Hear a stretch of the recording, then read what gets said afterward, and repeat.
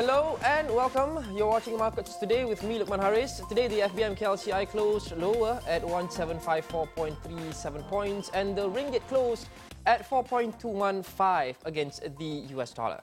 The big news for now is the Emir of Qatar's visit to Malaysia. According to Wisma Putra, both countries will look to discuss bilateral issues and issues that are of common interest. But economically, another interesting issue worth discussing is the huge economic chance for Malaysia, that is the 2022 World Cup in Qatar. Preparations for the World Cup is creating a construction boom in the country, and coupled with the Saudi-led blockade in June, have left Qatar looking for more developers and more construction material. Jamil Ahmad of Forex Time joins me. Jamil, welcome to Markets Today. Thank you very much for having me. Good evening. Well, Malaysia exports machinery, wood, electrical equipment and also metal to Qatar. How can it take advantage of this World Cup economic boom, Jamil? Well, we know that Malaysia is an exporter of different materials, and I guess what you could say is due to the current GCC crisis and what's happened in the Middle Eastern region, Qatar will be looking for new trading partners. This can be stretched to Asia and it could come to other economies as well. So there's an opportunity there for an exporter of different goods or different products with Qatar eyeing such a huge global event in the next couple of years to be a supplier to Qatar and to begin establishing and perhaps building on further trade relationships. So that's what I would say would be a help to Malaysia right now, and also be a help to other economies because Qatar will be looking for new partners. Well, on the other hand, talking about Qatar looking for new partners, how can Qatar kind of leverage on Malaysia to alleviate the economic pressure from the Saudi-led blockade way back in June? This is a very good question. So what I would say is obviously in the GCC, the different neighboring countries will be using each other for different economic goods and for different trade relationships. Now, with what's transpired over the past 6 months and the international or economic boycott is what we call it when it comes to Qatar, Qatar is now in a position where it can start to build and needs to build trading relationships outside of the GCC region. So this is how it could actually use Malaysia in this instance. It could start building more trade relationships with Malaysia, imports, exports, importing goods, and so on. And it could, of course, stretch past Malaysia and go into the deeper Asian region, Southeast Asia. It could look at Europe. Basically, Qatar needs to diversify its economy to offset the current challenges that the economy is facing with the international boycott. And if you look at the GDP readings recently from Qatar, we can see that the Qatar economy is feeling the pressure from what's happened. Well, just very briefly, we have about 30 seconds left, Jamil. It's been almost half a year since the Saudi-led blockade on Qatar. Do you see any end in sight for this? This is a very difficult question to answer, to be honest, and I think some people are quite surprised that the boycotts lasted this long. Others would say that perhaps this is going to last even longer. What I can say is that the longer this boycott lasts, the more risks and the more challenges it's going to present to the Qatar economy. So this is what I would finish up on, is that the longer this lasts, the more challenges it's going to lead to. And also, you can look on the other side of the coin and say it could lead to more opportunities for other economies as well. Well, thank you, Jamil Ahmad, VP of Market Research for Forex Time, talking to us about the Malaysia-Qatar economic relationship. Thanks once again. We'll take a short break. Market Studio will return. Don't go away.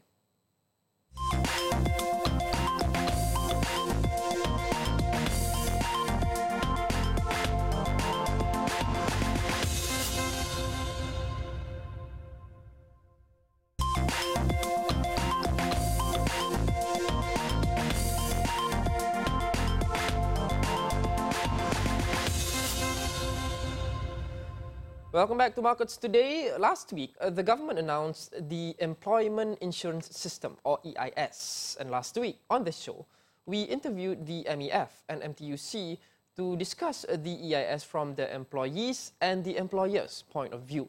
The discussion gained a lot of insights and interest across all our platforms. Hence, due to popular demand, we are sharing it with you again in case you missed it. Here it is. The government has introduced the Employment Insurance System, or EIS, a compulsory retrenchment insurance for private sector employees. Starting January next year, 0.2% will be deducted from employees' monthly salaries, while another 0.2% will be contributed by their employers to pay for this insurance. Those earning more than 4,000 ringgit monthly will pay the ceiling amount of 7 ringgit 90 cents. Under this scheme, in the event that an employee is retrenched, he or she will still get a percentage of their salary for 6 months. However, employees will not be eligible for payment if they leave their companies through VSS or MSS, resign voluntarily, or are terminated due to misconduct.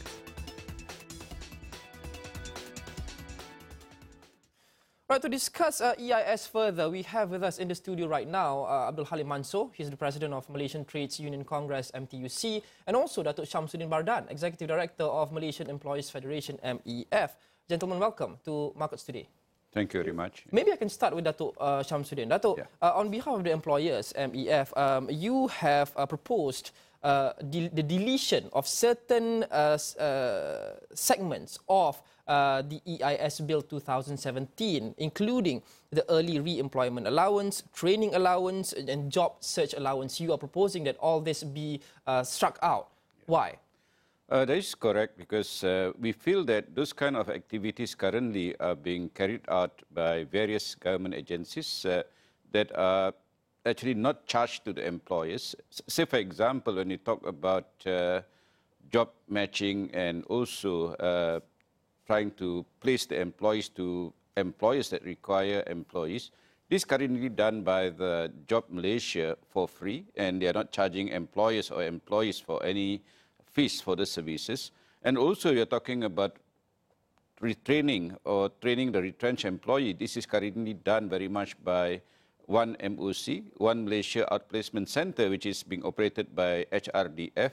And there is no need for EIS to be actually involved in this activity. So this is basically one of the issues that actually we had raised. And basically when we discussed this matter with the 4 ministers being assigned by the cabinet to speak to the stakeholders, this principle of the EIS policy is being more or less like agreed upon to say that now the EIS coverage is only limited to employees that are not being paid any termination or retrenchment benefit by the employers. Meaning that if you are being paid your termination or retrenchment benefit by your employers, then you are not expected to be assisted by the EIS. Only if you are not being paid those benefits, then you can go to the EIS and be paid maximum of 3 months assistance by the EIS. That's why, based on that, the contribution rate had been reduced from 1% to basically 0.4%. It's 0.2% by the employers and 0.2% by the employees. So that is basically the kind of scheme that we are looking at based on the discussion with the ministers chaired by the Datuk Sri Johari, Finance Minister too. Basically. Right, that's a very interesting point that you brought forth, which is that this scheme is only applicable to those retrenched by the companies and were not paid anything, basically employees who were left out in the cold. I would like to bring in Holloman of MTUC of this. Based on recent retrenchment or downsizing exercises we've seen in the country, how many employees actually fit in this category? As it seems at the moment, correct me if I'm wrong, that most employees are paid some sort of compensation upon being released by the employers. Thank you, Market Today. First of all, I'd just like to say that we have to understand that when we introduce and we struggle to fight this, it is more for protection. It's not a benefit. And whatever that we agreed upon, that to make sure that has any allowances or any quoting of training, that is something that have happened after they've been retrenched. They are not related to any company at all. So the thing is that at that moment, the EIS will take over. And part of it, we have to know that since everybody is fit in, but as an employee, and I believe as an employer, my friend, we do not really talk about, this will be an easy type of scheme to retrench people. We are intend to protect the employment. But in case it is happen, then we have to be prepared, because what happened, what that we have struggled for is based on the history that have happened earlier ago. So this is where, for example, if we take an example, the earlier as 2016, when a good employer such as Mega Steel and Pewaja Steel left, abandoned their workers, and they gone bust. Until today, they don't pay any benefit. Can you feel how workers that receive this sort of situation have to face their family, have to face everything? That it is something that unexpected in the workers' life itself. So this is the thing, the main part of where we say why we need the protection. Whatever it named, how do the benefits, but we have to understand whatever fund that we create, it will start very small to make sure that we can expand it and provide better benefit in future. Right, I understand your point, Halim, but I think this ties back to what the point that I was making earlier, in that Pewaja Steel and Mega Steel are two examples, maybe of a bigger picture. They are just, some would say, remote cases whereby other companies who retrench or remove their employees actually pay some sort of compensation to those employees.